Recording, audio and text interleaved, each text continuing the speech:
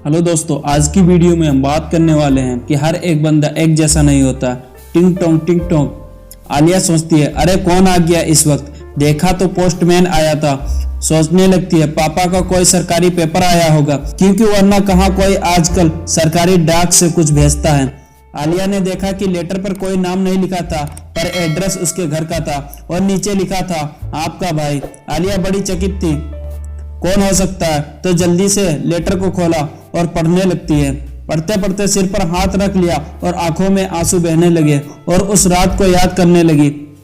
उस दिन वो अपना एक एग्जाम देकर दिल्ली से घर आ रही थी और ट्रेन लेट हो रही थी, तो बहुत परेशान हो रही थी। तभी सामने वाली सीट पर बैठे एक लड़के ने पूछा, आप कुछ परेशान लग रही हो। तो मैंने जोर से बोला था, नहीं ऐसा नहीं है, और आप अपने काम से काम रखिए।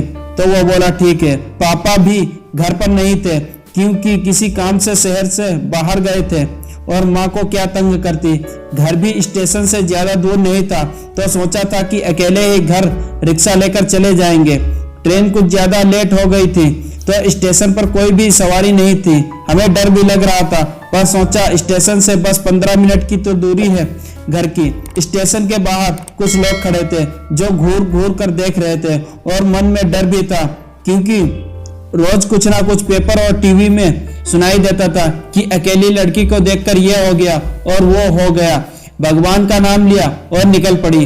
अभी कुछ दूर ही गई थी कि देखा कि वो ट्रेन वाला लड़का मेरे पीछे पीछे आ रहा था, तो डर के तेज तेज चलने लगी और 15 मिनट का रास्ता 10 मिनट में तय कर लिया। घर पहुंचते ही देखा कि माँ बड़ी परेशान थी और मेरे पर गुस्सा कर रही थी कि कम से कम फोन तो कर देती, पर मैं कैसे फोन करती, बैटरी तो खत्म हो गई थी। माँ बोली, चल कोई बात नहीं, तू सही सलामत घर तो आ गई।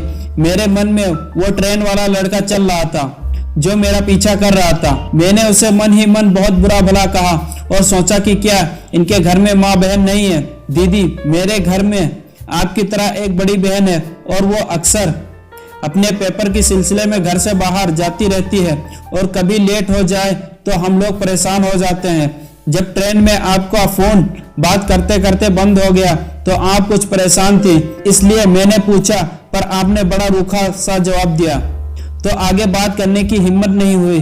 पर हमने सोच लिया था कि आप जब तक अपने घर नहीं पहुंच जाते, हम आपको अपनी आंखों से ओझल नहीं होने देंगे। और आप जैसे ही घर पहुंचे तो हमारे दिल को बहुत खुशी हुई। ऐसा लगा दीदी घर पहुंच गई। आपके घर का एड्रेस लिखा और सोचा कि आपको सच बता दूं कि सब एक जैसे नहीं होते हैं। आपका अनजान छोटा भाई।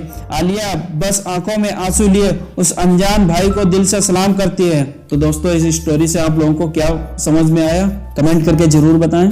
Thanks for everyone.